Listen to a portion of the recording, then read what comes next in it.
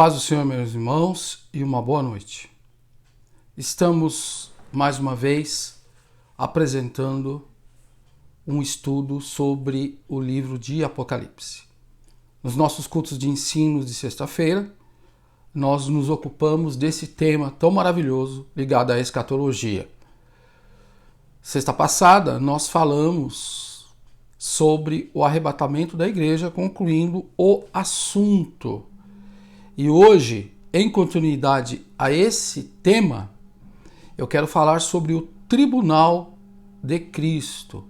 Duas coisas ocorrem após o arrebatamento da igreja. Ocorrerão dois fatos importantes e marcantes para a igreja de nosso Senhor Jesus Cristo. O primeiro deles é o tribunal de Cristo. E o segundo são as bodas do Cordeiro. É o casamento do Cordeiro de Deus, Jesus Cristo, com a sua igreja. Então, irmãos, para falarmos desse assunto, vamos para 1 Coríntios, capítulo 3, versículos do 10 até o 15. Leiam comigo.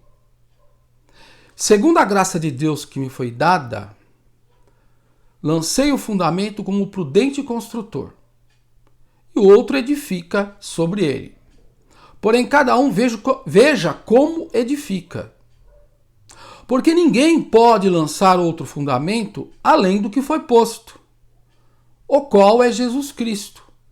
Contudo, se o que alguém edifica sobre o fundamento é ouro, prata, pedras preciosas, madeira, feno, palha, manifesta se tornará a obra de cada um, pois o dia a demonstrará, porque está sendo revelada pelo fogo. E qual seja a obra de cada um, o próprio fogo o provará. Se permanecer a obra de alguém que sobre o fundamento edificou, esse receberá galardão. Se a obra de alguém se queimar, sofrerá ele dano, mas esse mesmo será salvo, todavia, como que através do fogo. Não sabeis que sois santuário de Deus e que o Espírito de Deus habita em vós? Até aqui, meus irmãos. Continuando, eu acabei lendo o versículo a mais, o versículo 16. Do que se trata, né? Os galardões. Nós lemos aqui que Paulo diz que galardão se trata de obras. E ele, de certa maneira, ele é específico quando ele diz que são obras feitas sobre o fundamento. São obras feitas em Cristo Jesus, que é o fundamento. Ou seja, a obra do pastor, a obra do obreiro, a obra do crente, ela tem que ser feita sobre o fundamento que é Jesus. Isso equivale a dizer, irmãos, que a obra ela é edificada sobre Cristo, que é a pedra angular, cujos antigos construtores, e aqui se refere à nação de Israel, rejeitaram. Ou seja, eles rejeitaram o Messias, eles rejeitaram a pedra de construção. A igreja recebe Jesus e edifica sobre ele. Ou seja, é edificar sobre a vida dele, é edificar sobre as palavras dele, é edificar em comunhão com ele, é edificar para a glória dele e na direção dele. Ou seja, você edifica sobre a revelação de Deus, que é Jesus Cristo, contida nas Sagradas Escrituras. Toda obra feita fora dele não é nem considerada. Então, o movimento religioso que se diz cristão e não edifica sobre Cristo, a questão não é nem perda de galardão. A questão é que nem salvos são. Esses movimentos não trazem a salvação. Eles não estão, porque eles não estão sendo edificados sobre Cristo. Na época dos apóstolos, tentaram colocar na igreja outros fundamentos. O que me ocorre agora, para comentar com os irmãos, é a questão do gnosticismo. No gnosticismo, você tem a edificação da salvação não sobre Jesus, mas sobre a gnose, que quer dizer em grego conhecimento. Eles entendiam que a revelação de Deus era outra. E a salvação se alcançava pelo conhecimento. Aliás, negavam que Jesus tinha vindo em carne, que Jesus na verdade era um espírito, e por aí vai. E houve muito combate na igreja primitiva quanto ao gnosticismo. Então, irmãos, a distorção da doutrina básica, da revelação de Deus, impede que você edifique sobre Cristo. Esse é um ponto. O outro ponto é a sua vida. Jesus comparou, por exemplo, na parábola dos construtores, aquele que edifica sobre Cristo, sobre a rocha, e aquele que edifica sobre a areia. Se a minha vida está edificada sobre Cristo, que é a rocha, eu estou salvo. Se ela é edificada sobre falsos conceitos, sobre a areia, quando vier a tribulação, quando vier a tempestade, quando os rios transbordarem, a minha casa que foi edificada sobre a areia será destruída. Então, Paulo, ele chama a atenção, em primeiro lugar, para o fundamento. Por isso que ele diz no versículo 10 de 1 Coríntios capítulo 3, porém, cada um veja como edifica. O prudente construtor edifica sobre a rocha, como Jesus mesmo disse, e Paulo aqui parece fazer eco a essa parábola. Continuando, irmãos. A natureza do tribunal de Cristo. Eu queria falar um pouquinho sobre isso, né? O tribunal de Cristo, irmãos, ele não existe ou não existirá para julgar pecados que porventura o crente venha cometer. Certo? Então o tribunal de Cristo não é para que as suas falhas, faltas e pecados como cristão sejam colocadas diante de todos, diante de toda a igreja, quem sabe até diante dos anjos de Deus. Não é disso que se trata o tribunal de Cristo. Então o crente não precisa temer o tribunal de Cristo. A palavra diz que Deus lança para trás de si os nossos pecados. A palavra de Deus diz que Deus se esquecerá dos nossos pecados. Ele não fará menção dos nossos pecados após a nossa salvação. Por isso que o crente tem que confessar seus pecados em vida. Ele tem que se arrepender dos seus erros e sempre contar com Jesus Cristo, que é um advogado. Por isso que está escrito lá, né, numa das cartas, acredito eu que de João, uma das suas epístolas, ele diz o seguinte: se alguém pecar, nós temos um advogado diante de Deus, Jesus Cristo, o justo. Ele é a propiciação pelos nossos pecados. E não só pelos nossos, mas pelos do mundo inteiro. Veja bem, se todos aceitassem a Jesus, todas as pessoas que viverem em todas as épocas após a vinda dele, até o dia de hoje, se arrependesse, o sangue dele cobriria o pecado desses bilhões de pessoas. Então a salvação de Cristo, ela é potencialmente universal. E acaba sendo restrita por causa do homem, por causa da resistência humana em aceitar a vontade de Deus. Por isso serão condenados. Eu sei que nem todo movimento evangélico, nem toda teologia fecha com esse conceito, né? Alguns acreditam que a expiação de Cristo ela é limitada, mas nós não acreditamos dessa maneira. Ela é ilimitada, porém, o homem, na posição ele tem a condição de decidir ou não pela salvação. Assim como ficaram aqueles dois ladrões diante da cruz. Eles tiveram que tomar uma decisão. Um deles disse que ele era o Cristo, né? Acreditou nas palavras dele e disse que Jesus não merecia aquela condenação. O outro zombou dele. Então, essas são as únicas duas atitudes possíveis diante de Cristo. Ele estava ali para os dois. Se os dois se arrependessem, os dois seriam entrado com ele no paraíso. Mas só um se arrependeu. Então essa é a posição que Cristo está diante da humanidade, e as únicas duas posições possíveis. Irmãos, voltando para o nosso estudo, veja que a palavra tribunal aqui, entanto, não se trata, ela não se trata de julgamento de pecados. Ela não é o tribunal de Cristo, ele não é um tribunal moral, ético, que vai julgar falhas. Veja, o crente já foi arrebatado. O tribunal acontece logo após o arrebatamento. O crente já foi transformado num corpo de glória. A pessoa que morreu em Cristo os nossos irmãos que estão morrendo em Cristo aí há séculos, eles vão receber um corpo glorificado, um corpo novo. Estarão com Cristo. E nós estaremos para sempre com Cristo a partir de então. Então, irmãos, ele não se trata de julgamento moral porque já estamos salvos.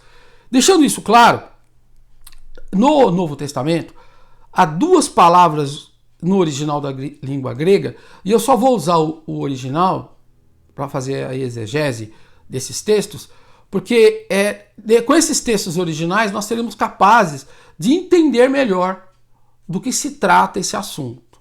Entenderam? Então, continuando. Está lá uma delas é a palavra criterion, que a gente em português fala critério, mas essa palavra é grega. Criterion está em Tiago 2:6. O que quer dizer isso? É um instrumento ou são meios para julgar algo ou alguém. Critério ou regra pela qual alguém julga, ou seja, é a lei. Lugar onde acontece o julgamento.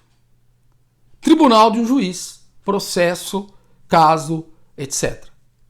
A outra palavra, e é essa palavra que nós trabalharemos hoje, é a palavra bema do grego. Nós vamos repetir muito essa palavra. Bema é traduzido em português como tribunal. Então é o bema de Cristo, é o tribunal de Cristo, não é o criterium de Cristo. Se fosse o criterium de Cristo, na palavra original que eu acabei de explicar antes de bema, e já vou explicar o que significa bema, criterium seria um julgamento moral. Então você seria comparado a uma lei, a um critério de regras, e seria condenado ou absolvido. E o resultado seria a perda da salvação, se fosse um tribunal criterium. Mas o tribunal de Cristo é um tribunal bema.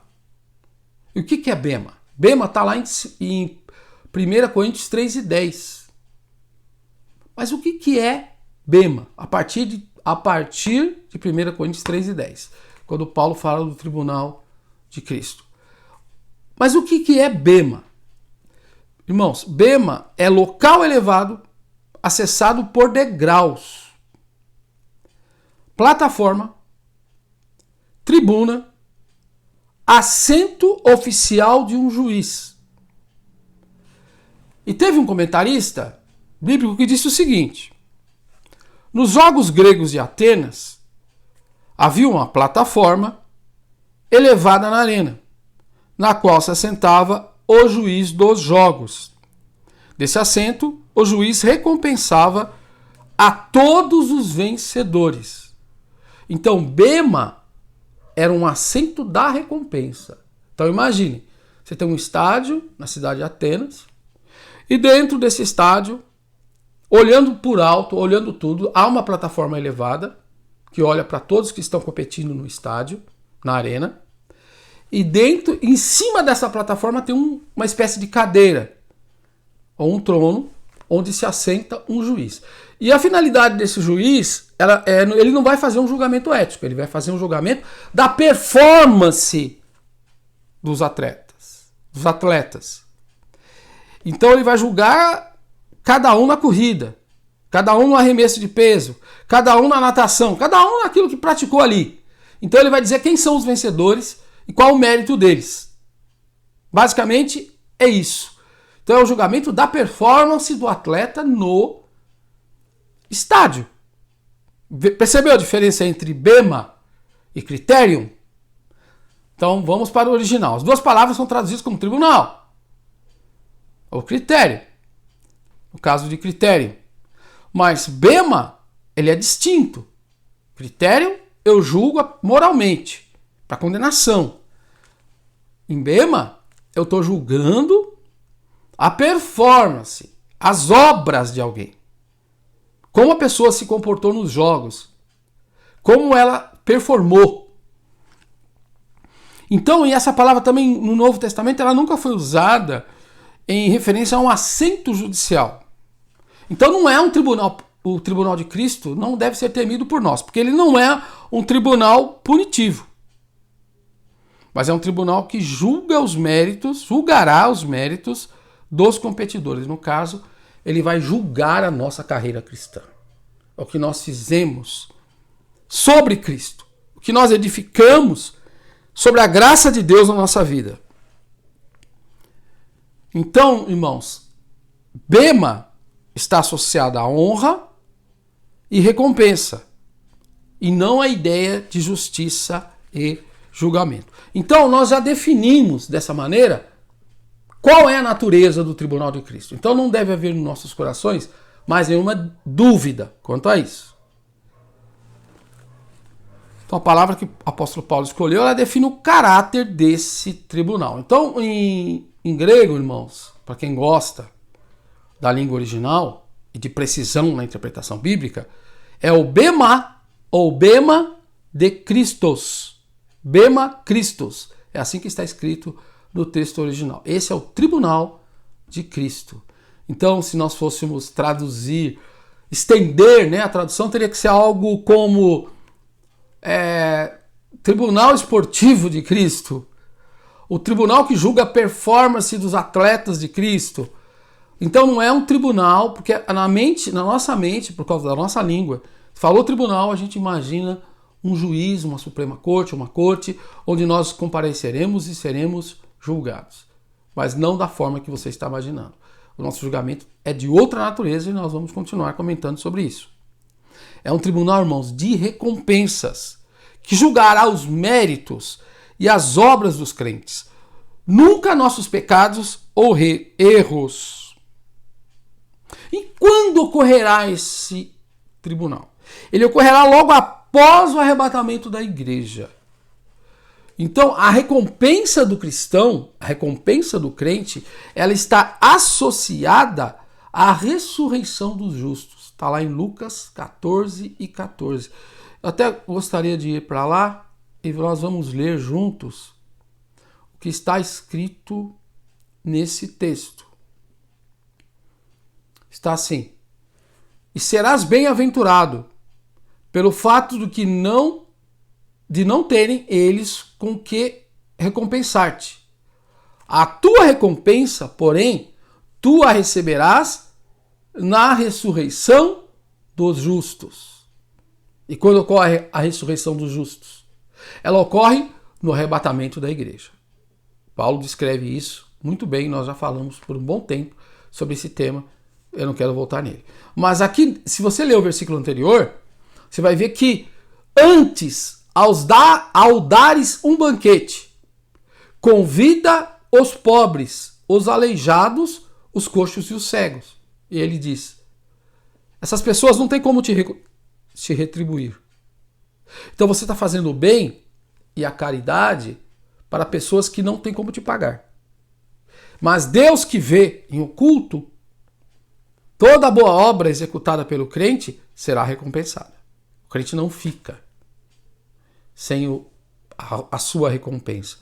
Nós praticamos boas obras, nós não recebemos nada em troca, mas Deus nos recompensará um dia. É essa ideia que Paulo transmite através do tribunal de Cristo, é essa ideia que esse texto de Cristo, narrado pelo evangelista Lucas, nos faz acreditar. Continuando. Em 1 Tessalonicenses 4, do 3 ao 17, fala do arrebatamento. E no arrebatamento, irmãos, que é a ressurreição dos justos também, ocorre a ressurreição dos mortos, só os mortos em Cristo, só os salvos vão ressuscitar. Os ímpios permanecerão no pó. E a transformação dos corpos das pessoas que estiverem em Cristo, vivendo em Cristo, e estarão vivas na ocasião do arrebatamento. Então o nosso corpo mortal será transformado num corpo imortal. O corpo material será transformado num corpo imaterial.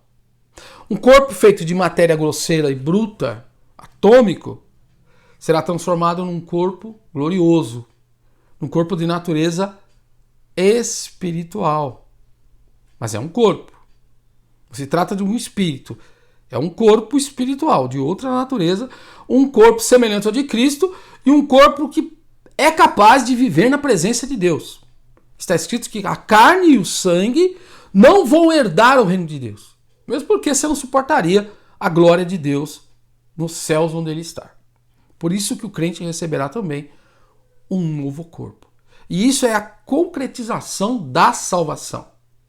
A salvação, ela acontece quando a morte e a corrupção do corpo forem tragadas pela vitória. E qual é a vitória? A vitória é a ressurreição dos justos. A transformação do justo num corpo semelhante ao de Cristo. Em Apocalipse 19:8, então veja, voltando, por que eu disse isso? Porque o crente já está salvo. E aí, como salvo, ressurreto, glorificado, ele estará presente nessa corte, nesse tribunal de Cristo. Em Apocalipse 19:8, ali se fala de vestes de linho branco, que representam os atos de justiça dos santos. Veja, atos de justiça dos santos. Aqui são as obras, as quais Deus preparou para que andássemos nelas. Essas obras, essas boas obras, elas não salvam o crente. Deus preparou as boas obras para que nós andássemos nelas. Ou seja, são para os salvos. Toda boa obra praticada por não salvos não entra aqui. A pessoa boa, ela não tem garantia de salvação. A pessoa não vai para o céu ou é salva, como diz o senso comum, porque é boa uma pessoa. Irmãos, nós somos salvos por causa de Cristo. É a justiça de Cristo que é imputada a nós. Ou seja, quem merecia a morte? Eu. Quem merecia estar naquela cruz? Eu e você. Merecíamos a condenação de Deus. Só que, irmãos, a nossa perda moral é tão grande que o nosso sacrifício não é válido diante de Deus. Porque só o justo pode agradar a Deus. Só o sacrifício do justo pode ser aceito por Deus. É por isso que Cristo, como um justo, justifica a todos e se sacrifica por todos e cumpre a justiça de Deus morrendo no nosso lugar. É uma morte substitutiva. Essa é a nossa redenção. Então, a justiça que ele conquista na cruz, ele imputa a nós. E a partir dessa justiça imputada, nós somos justificados diante de Deus. E aí nós poderemos praticar as boas obras e, através dessas boas obras, sermos recompensados por Deus. Não tem nada a ver com a nossa salvação. Mas tem a ver com a graça de Deus transformando um coração duro, insensível, empedrado, incapaz de não ser outra coisa a não ser egoísta. Deus, através da sua graça, transforma no nosso coração o egoísmo em altruísmo. No egoísmo, eu estou ali centralizado e faço tudo para o meu benefício. No altruísmo, eu me sacrifico pelo meu próximo. Que foi exatamente o que Cristo fez. Cristo não precisava morrer na cruz. Mas ele fez aquilo por altruísmo, por amor a toda a humanidade. Então, as obras da qual fala esse texto, elas não são obras para a salvação. Porque mediante as obras ninguém se gloriará diante de Deus. Não está escrito assim? Mas elas são obras que acompanham a salvação. Elas são consequência da operação do Espírito de Deus no meu coração. Então, como é que a gente pode ainda falar? Então, aqui você tem um contraste. Em Apocalipse 19:8, tem um contraste. São atos de justiça dos santos, que são distintos da justiça de Cristo. Então, a justiça de Cristo, ela é singular, é a justiça. É uma só. Os atos de justiça estão no plural, porque ele envolve todos os santos, envolve a obra da igreja. Então, esses atos de justiça que nós praticamos mediante o uso do corpo, são eles que vão proporcionar a recompensa, né? Que vão proporcionar o galardão. Então, irmãos, voltando, o momento do recebimento dos galardões está associado àquele dia. Ou seja, o que é aquele dia no texto bíblico? Está lá em 1 Coríntios 4 e 5, 2 Timóteo 4 e 8, Apocalipse 22 e 12, eu vou ler aqui. Diz assim: eis que venho sem demora, e comigo está o galardão, que tenho para retribuir a cada um segundo as suas obras. Então, ele vem e ele se manifesta para os seus. Então, é a manifestação de Cristo para os salvos, para os que morreram esperando nele, ou para aqueles que viveram amando a sua vinda, esperando a sua vida e serão arrebatados e estarão com os justos, que já morreram com ele, estarão ressurretos. E se encontrarão com Cristo nos ares. É o que diz o texto do arrebatamento. E aí Cristo, ele trará a recompensa para todos os salvos. Então aquele dia é o dia em que Cristo se manifestará a nós. E onde? Agora já sabemos quando, já falamos da natureza dos galardões. E onde receberemos galardões? O bema de Cristo, o seu tribunal, onde ficará? Onde está esse tribunal? A gente entende que ele só pode estar nas regiões celestiais. Além das nuvens, porque Cristo vem até as nuvens do céu buscar a sua igreja. O mundo não vai ver, ele vai estar oculto entre as nuvens. Nós seremos arrebatados entre nuvens, como diz lá em 1 Tessalonicenses 4 e 17. Então, o bema de Cristo, ou o tribunal de Cristo, segue a transladação. Os ares devem ser o seu palco. Então, isso vai acontecer quando o crente deixar o corpo e habitar com o Senhor, como está lá em 2 Coríntios 5, do 1 ao 8. Então isso vai acontecer, irmãos, na esfera celestial, na presença do Senhor. Vai acontecer em outra dimensão. Vai acontecer no terceiro céu, muito provavelmente, que é mencionado por Paulo em uma de suas cartas. A outra pergunta: quem vai ser o juiz? Nós estaremos arrebatados, salvos, transformados diante desse tribunal, que já sabemos que não é um tribunal moral, ético para condenação, porque já estamos salvos. Por isso que está escrito, irmãos? Nenhuma condenação há para aqueles que já estão em Cristo Jesus. Então, mas o juiz quem é? Então o exame das nossas boas obras, ou das nossas obras, cada um será julgado segundo o bem e o mal que tiver feito por meio do corpo, ou seja, nessa vida, é o Filho de Deus. Você vê que aqui em Lucas 14 e 14, diz que nós receberemos a recompensa na ressurreição dos justos, e nós estaremos lá diante dele. Em João 5,22, vamos lá para esse texto, também fala um pouco sobre isso, para a gente fechar o nosso raciocínio. João 5,22 diz assim: e o Pai a ninguém julga, mas ao Filho confiou todo o julgamento. Então o Filho de Deus é quem vai julgar as nossas obras. Quem participará do tribunal de Cristo? Do bema de Cristo? Quem são os participantes? Se não é um julgamento ético, se não é um julgamento moral, se não é um tribunal do tipo criterion, como eu já mencionei para os irmãos, em grego, criterion, que fala de regras, que fala de critérios de avaliação moral, se não é um tribunal terreno desse tipo, ou nem um celestial desse tipo, porque nós temos o juízo do trono branco das Escrituras. E o juízo do trono branco é um tribunal criterion, é um tribunal ético, é um tribunal moral. Por isso que ele é distinto do tribunal de Cristo. Então, em 2 Coríntios 5, do 1 a 19,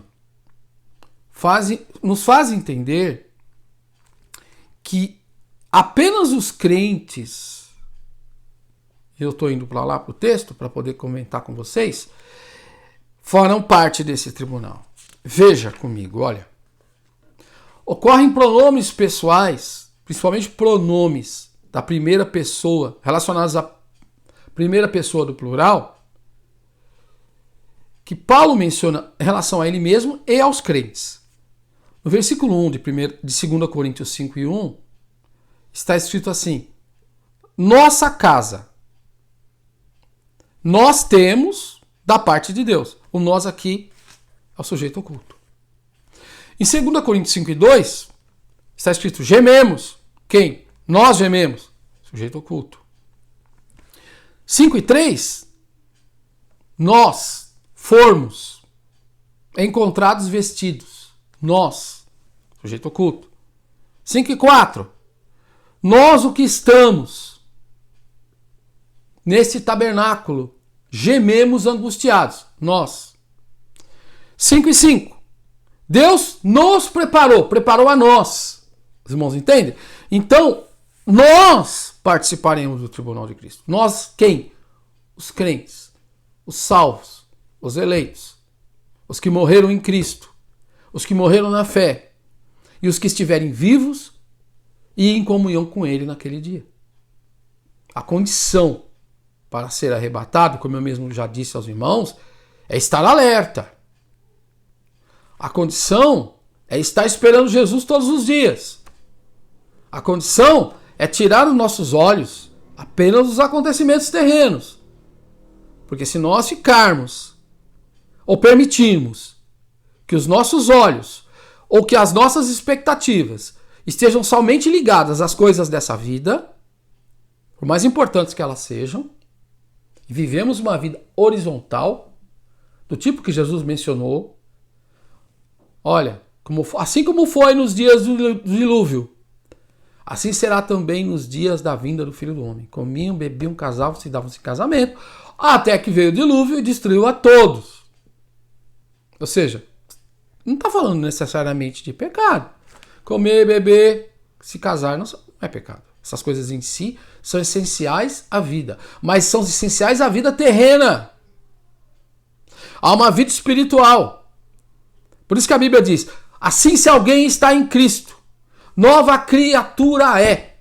As coisas velhas se passaram, e eis que tudo se fez novo.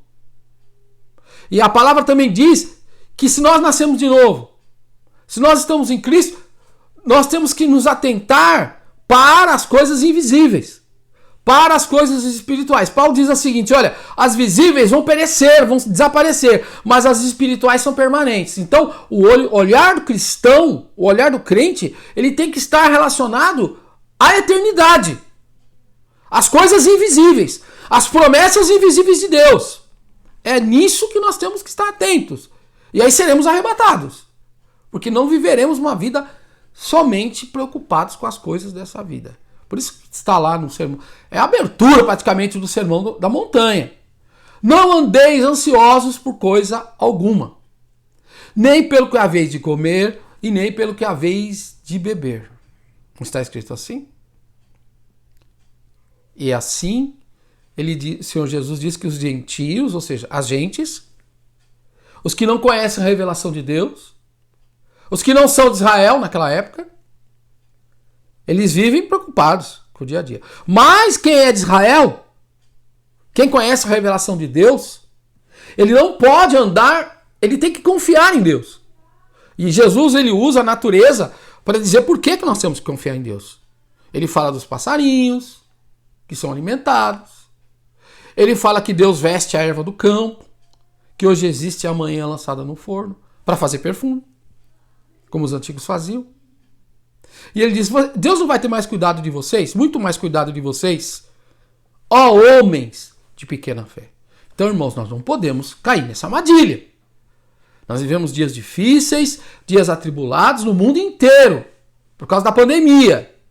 Mas nós temos que manter em Cristo nossa confiança. Nós não podemos esmorecer. Nós não podemos permitir que a nossa mente seja invadida e dominada por pensamentos de derrota, por pensamentos de desabastecimento ou de falha da providência. A providência de Deus não falha. É nisso que nós temos que pensar. E nós temos que estar preocupados com o juízo. Nós temos que estar preocupados com o tribunal de Cristo. Nós temos que estar preocupados com o nosso arrebatamento. Nós temos que estar preocupados com a nossa morte, que pode ser iminente. Nós temos que estar preocupados em saber se nós estamos ou não de pé diante do Filho do Homem, que é o juiz de todos. É ele que vai nos julgar. Ele vai julgar os ímpios e ele vai julgar os salvos. Veja a situação. Agora, irmãos, voltando aqui ainda para o tribunal de Cristo, ou bema de Cristos. Quais são os critérios para o julgamento dos galardões? Lembrando que o bema é um tribunal que avalia a performance do atleta cristão.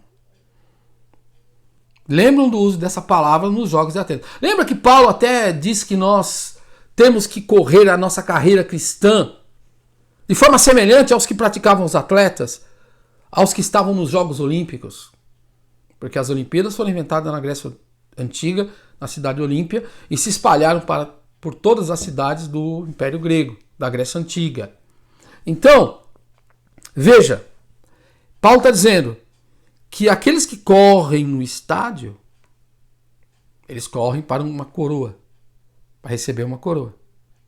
Eles correm para agradar esse tribunal aqui, o bema, terreno. Lá tem um juiz assentado na plataforma que vai julgar a corrida de cada um deles. No final, eles recebem uma coroa de louros. Os irmãos já devem ter visto isso em ilustrações, né? E em filmes de época relacionados ao Império Romano, onde o pessoal aparece com aquela coroa de louros. Era isso que ele recebia, essa era a coroa. Então, ele diz que quem corria não se embaraçava com coisas dessa vida. Paulo diz que os atletas, na época, irmãos, os atletas não tinham o material esportivo que nós temos hoje, não tinham a tecnologia que nós temos hoje. Os uniformes praticamente são uma segunda pele. Eles corriam nus nos estádios. E eles corriam nus para que a roupa não os atrapalhasse. Então, Paulo diz, para depois receber o prêmio. Então, se desembaraçava de tudo, da roupa, e corriam no estádio, para que a roupa não atrapalhasse. Paulo, comparando isso com a carreira cristã, ele está dizendo o quê? Nós temos que correr a carreira cristã, porque há um tribunal, há alguém assentado na plataforma, nos avaliando. Nós estamos agora sendo avaliados por ele. Agora ele está olhando para as nossas obras. Agora ele está olhando para a nossa disposição em servi-lo. Agora nós estamos correndo no estádio, diante dele. Você consegue entender? O que você tem que ter em mente como cristão? Infelizmente, irmãos, eu só tenho a chorar diante de Deus, a lamentar. Não se pregam mais essas coisas nas nossas igrejas. E eu não estou falando do ministério Graça Plena. Não, eu estou falando de geral, irmãos. Eu não estou acusando ninguém pessoalmente. Eu estou falando de forma geral, mundial. Nos distanciamos das verdades eternas. Estamos vivendo como os antediluvianos. Até a nossa mensagem é voltada para coisas terrenas. Até os nossos testemunhos estão relacionados a coisas terrenas, as coisas dessa vida.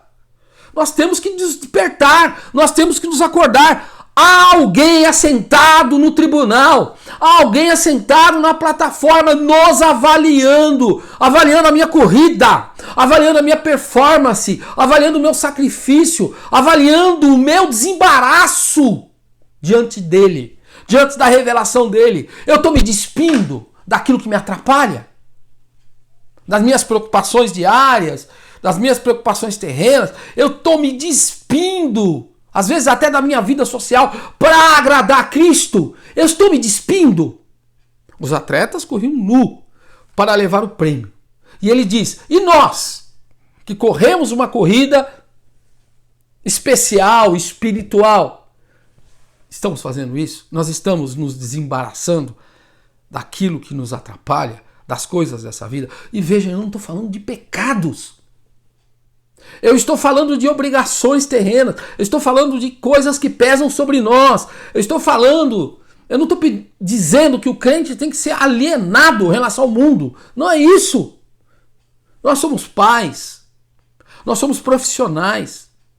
Nós exercemos nossas funções nessa vida. Nós ganhamos o pão de cada dia. Mas nós corremos uma outra corrida. É uma corrida paralela, que está relacionada à graça de Deus operando em nós, na salvação, na nossa vida. Porque se o Espírito de Deus está em nós, nós temos que procurar agradar a Deus e a fazer aquilo ao que esse Espírito de Deus nos inclina a fazer. Porque nós somos o corpo de Cristo. A igreja é o corpo de Cristo. E as obras de Cristo na terra ainda não cessaram. Você lembra de como Jesus agia? Você lembra de como Jesus atendia aos necessitados? Ele, olhando para as multidões, viu que eram como ovelhas sem pastor.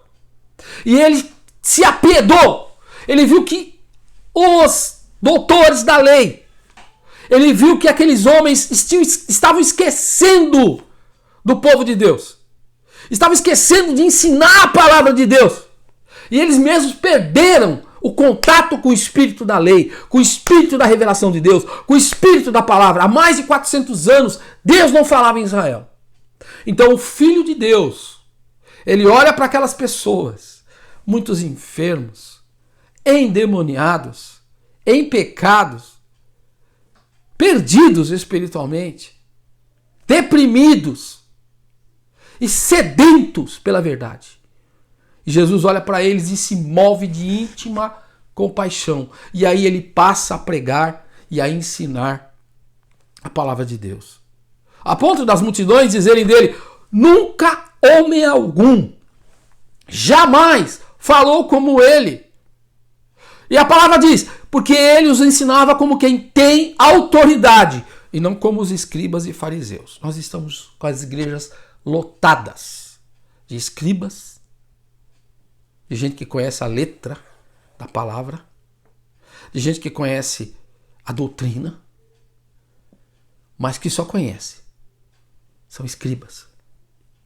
Nós estamos cheios de fariseus nas igrejas, de gente que quer andar certinho, que quer fazer tudo direitinho, mas que não tem a vida de Cristo em si, é apenas religioso. E nós temos também os saduceus, que não acreditam em anjo, nem em espírito, nem em ressurreição, nem em céu. Nós estamos vivendo uma época assim, muito parecida com a época em que Cristo esteve aqui pessoalmente. É muito próxima. Isso é prova de que esses sinais de apostasia são a prova de que ele está voltando. Porque ele se move de compaixão pelo seu povo. E o povo de Cristo, o povo de Deus, está faminto pela verdade. Eu vejo um movimento muito grande entre os irmãos. Muitos irmãos deixando a sua igreja local, indo para outra igreja, procurando outros movimentos, porque a palavra não é mais pregada lá. O que é pregado lá é horizontal. Ela é relacionada apenas à prosperidade, a curas terrenas. Mas a palavra de Cristo não está sendo mais pregada. Então as pessoas estão deixando suas congregações, indo para outros movimentos para ouvir a palavra de Deus. Percebe a situação.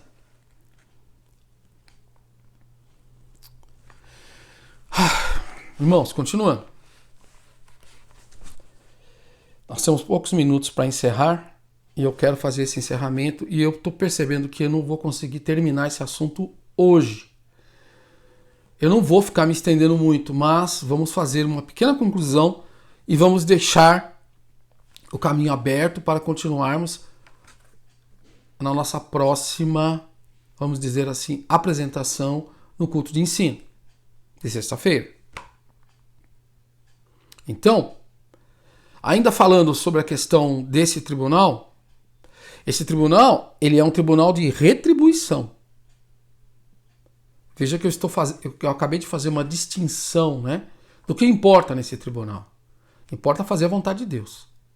Quem faz a vontade de Deus, quem corre com desembaraço. Veja que não é um julgamento ético e moral.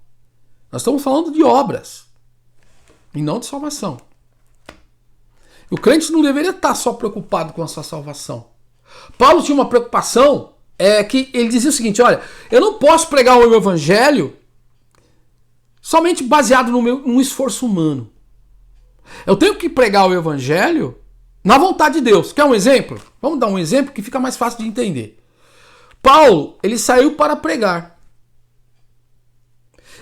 E ele sai para pregar, ele tinha um caminho, uma rota na mente dele. E aí a Bíblia diz que o Espírito de Deus o deteve. Enquanto dormia, ele teve um sonho que apareceu um varão com roupas macedônicas e disse, passa a Macedônia e ajuda-nos. Paulo estava indo numa direção e o Espírito de Deus levou ele para outra. Se ele rejeitasse a direção de Deus, ele teria galardão para aquela obra? Não. Ele teria se esforçado, ele teria pregado, ele teria até ganho almas, mas ele não teria galardão, porque ele desobedeceu a orientação de Deus. Então, irmãos, o galardão está relacionado também ao fato de você agradar o seu Senhor, ao fato de você fazer algo que agrada a Deus. E como nosso tempo por hoje ele já se encerrou, e então eu não vou mais me estender, porque senão vai ficar cansativo para os irmãos e difícil de acompanhar e assimilar tantas coisas. Nós ainda vamos falar, para os irmãos ficarem aí na curiosidade. Nós vamos falar ainda sobre as obras. As obras, elas podem ser boas ou más. Ou seja, a qualidade do que eu faço para Deus, a qualidade daquilo que eu edifico sobre Cristo, vai ser julgada. Pode ser uma obra de boa qualidade ou uma obra de má qualidade. E nós vamos falar, a partir de então, desse ponto, nós vamos falar no nosso próximo estudo, até concluir o assunto. Eu quero agradecer mais uma vez pela oportunidade que o Ministério Graça Plena está nos proporcionando. Agradecer ao nosso pastor Ademilson, que manteve essa porta aberta para que nós pudéssemos pregar a palavra de Deus como ela é, com tempo, com a possibilidade de nós estendermos os assuntos e trazendo dessa maneira edificação aos irmãos. Eu agradeço a vocês que sempre nos acompanham, que me acompanham aí já há algum tempo.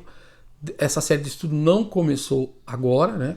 Se não me falha a memória, começou em fevereiro ou em final de janeiro, e vem se estendendo desde então. Mas como o tema escatologia é um tema muito extenso, nós ainda temos assuntos a abordar e falaremos até enquanto for oportuno. Eu ainda não vejo o final dessa série tão cedo, tá bom, irmãos? Então, os irmãos aproveitem a oportunidade para aprender sobre assuntos que normalmente não são pregados ou ensinados nas igrejas. Eu agradeço mais uma vez a atenção de todos vocês e quero lembrá-los que nós, como Igreja de Cristo, estamos encerrados em nossas casas sem poder nos encontrar. Porém, irmãos, é importante que cada um de nós mantenha suas contribuições para o sustento da obra de Deus. Nós temos nossas obrigações lá no templo, nós temos que manter as portas abertas. E essa é uma porta que Deus nos deu. E cabe a nós manter essa porta aberta com as nossas contribuições. Os tempos são difíceis, mas Deus recompensará cada um de vocês por esse esforço. Veja, pensa no bema de Cristo, no tribunal de Cristo. Ele está relacionado às nossas obras. Não pense você que só pelo fato de nós estarmos na graça, Deus não olha para as nossas obras. Muito pelo contrário. Lembra da mulher que contribuiu? E é a viúva, a oferta da viúva. Ela deu só uma moeda, mas era tudo que ela tinha. E o Senhor louvou o sacrifício dela.